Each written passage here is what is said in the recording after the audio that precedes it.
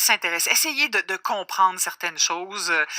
Cette fameuse entente sur les tiers pays, démêler un peu tout ça pour bien voir de quoi il est question. On va le faire avec notre chroniqueur Frédéric Bérard qui est en face de moi en studio. Frédéric, bonjour. Bonjour Annie. Donc, vendredi dernier, on part de ça en fait parce que le chef du Parti québécois, Jean-François Lisée, il nous le disait en entrevue hier d'ailleurs, il a fait parvenir à Justin Trudeau et à M. Couillard une lettre officielle qui réclamait la suspension de cette entente entre le Canada et les États-Unis sur les tiers pays sûrs. Qu'est-ce que c'est qu'un tiers pays sûr? En fait, l'entente en question a été conclue entre le Canada et les États-Unis en 2002.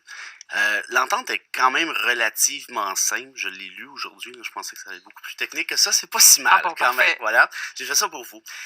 Et puis en fait, c'est assez simple. Hein. C'est quand il y a des demandeurs d'asile qui débarquent soit au Canada ou aux États-Unis, ils doivent présenter leur demande dans le pays qui les accueille en premier. Mhm. Ceci, évidemment, est susceptible de quelques exceptions. Par exemple, si c'est un enfant, je ne sais pas moi, disons de 8 ans, qui n'est pas accompagné de parents, on peut peut-être, dans certains cas, lui permettre de présenter sa demande dans l'autre pays. S'il y a de la famille, par exemple, qui est dans un pays ou dans l'autre, on peut créer des exceptions à ce niveau-là. Mais de manière générale, si vous arrivez à un endroit X, c'est-à-dire les États-Unis ou le Canada, vous présentez votre demande dans ce même pays. Ouais. Savez-vous pourquoi on a voulu avoir une entente comme celle-là? C'est parce qu'on voulait gérer un peu, passez-moi l'expression, gérer le trafic en un sens, dans l'optique où plusieurs passaient par les États-Unis pour pouvoir entrer au Canada par la suite, et aussi l'inverse. Donc, on s'est dit, si vous choisissez, pas nécessairement que les migrants peuvent toujours choisir où ils débarquent, on s'entend, mais si vous choisissez le Canada ou les États-Unis, ce sera le pays pour lequel vous ferez votre demande. Alors, on va revenir à Jean-François Lisée. Lui dit que le maintien de cette entente-là sur les tiers pays sûrs, ça entraîne des conséquences.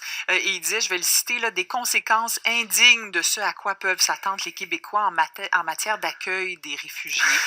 Qu'est-ce qu'on doit comprendre de ça? Pas grand-chose. Ouais. Jean-François Lisée ne l'a pas expliqué. J'ai fouillé, j'ai réécouté les entrevues. Évidemment, c'est une belle bombe à lancer, ça, comme ça. Mais rien, en fait. Mais est-ce que ça a des conséquences? Ben, j'ai analysé la question dans le détail, puis franchement, je vois pas le problème. Parce que dans le cas qui nous occupe, parce que c'est évidemment ce dont parlait M. Lisée, les Haïtiens en question, qui étaient aux États-Unis depuis 2010, si ma mémoire est bonne, après le tremblement de terre, en fait, donc qui ont obtenu un permis. Il y avait une entente spéciale. Voilà, c'est exactement. Ça? Ils ont obtenu un permis temporaire pendant 7 ans. Ce sont eux qui débarquent actuellement au Canada, n'est-ce pas? Mais je veux dire, même si on appliquait l'entente de manière intégrale ou même si on la modifiait dans un sens ou dans l'autre, ils ne vont pas faire de demande d'asile aux États-Unis.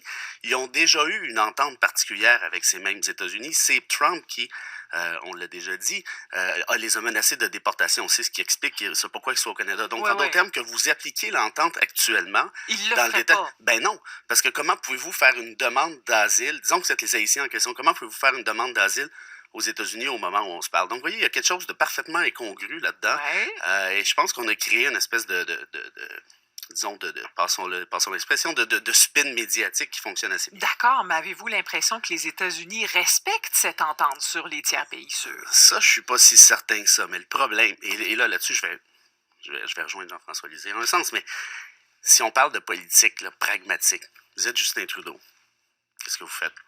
Vous appliquez, vous allez voir Trump et vous lui demandez de renégocier l'entente en question? Alors qu'on est en train d'essayer de renégocier l'ALENA. Il ne faut pas faire ça. Ouais, c'est complètement ridicule. Et Jean-François Lisée, étant Jean-François Lisée, croyez-moi qu'il sait très bien ce qu'il faisait.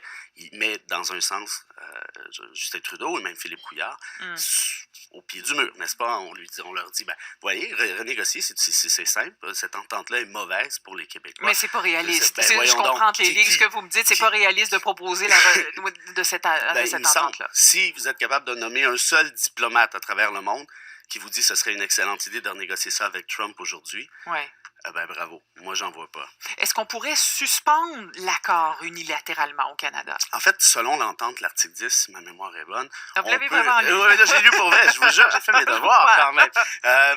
Non, parce qu'à la première vue, ça semble, comme je disais, un peu technique, mais finalement, c'est pas si simple c'est pas si complexe que ça. Selon l'article 10, le Canada peut, et les États-Unis aussi, peuvent suspendre unilatéralement pour une durée de 3 mois l'entente en question. Ça changerait quoi? Ben, c'est ça, hein? c'est ça le point. C'est qu'à mon avis, avis, ça, c'est une réelle perte de temps parce que ces gens-là, de toute manière, ne vont pas faire une demande d'asile aux États-Unis. Ils ont déjà été acceptés là-bas en vertu d'une entente particulière. Donc, tout ça pour dire qu'à mon sens, c'est essentiellement de la poudre aux yeux, disons-le. Et puis voilà. Mais est-ce qu'on est à ce moment-là devant une situation particulière néanmoins? Donc, si l'entente n'est pas la solution, reste que il y a quelque chose qui se passe. Certains parlent de crise, les douaniers Ouais. aussi. Oui, ben en fait, ça, à mon sens, c'est autre chose. C'est un problème essentiellement de ressources. Le fédéral n'avait pas prévu le coup, peut-être qu'il aurait dû. Je suis pas assez spécialiste pour pouvoir vous le dire, mais habituellement, la Commission sur le statut des réfugiés entend les demandes dans un délai de 2 mois, n'est-ce pas? Dans ce cas-ci, on parle actuellement de délai de 9 mois. Et là, c'est un sacré problème parce que ces gens-là, tant et aussi longtemps que leur demande n'a pas été statuée, ne peuvent pas obtenir de permis de travail par Québec. Et s'ils ne peuvent pas obtenir de permis de travail, par définition, ils ne peuvent pas travailler. Donc, vous comprenez que ceci explique cela, en un sens. Donc, s'il y a réellement une solution au moment où on se parle, c'est d'accélérer le traitement de ces demandes-là. Et il y a plusieurs, disons-le franchement, il y a plusieurs des demandeurs en question qui, malheureusement, devront être déportés éventuellement. Et de manière générale, j'ai fait une petite étude aussi, on parle d'environ 40% des demandes qui sont refusées, rejetées par la Commission de manière générale. Et dans ce cas-ci, c'est un cas encore plus particulier, donc on peut s'attendre peut-être à un taux de succès encore plus faible. En conclusion, diriez-vous, Frédéric Bérard, que cette entente-là sur les tiers pays sûrs, elle est encore... est-ce que c'est encore une bonne entente? Dans un sens, oui, parce que je peux comprendre qu'on souhaite, comme je t'expliquais tout à l'heure, un peu gérer le trafic. Mais ça, c'est basé sur le fait qu'on considère les États-Unis comme un pays sûr. Parce que avouez qu'au cours des derniers jours, on a présenté ça en disant que ça serait la solution tellement. Oui, puis on n'a pas expliqué pourquoi, Jean-François Lisée non plus. Et n'oublions pas que dans cette entente-là, c'est qu'on considère les États-Unis comme un pays sûr et vice-versa. Vous voulez suspendre l'entente de manière latérale, ça veut donc dire que vous ne considérez plus les États-Unis comme un pays sûr. Allez-vous dire ça à Donald? Pas moi. Oui. Remarquez, on n'a pas trop accès au Donald, justement. Frédéric Bérard, merci d'avoir été avec nous. Merci à vous. Un plaisir. Au revoir. Maintenant, 17h30.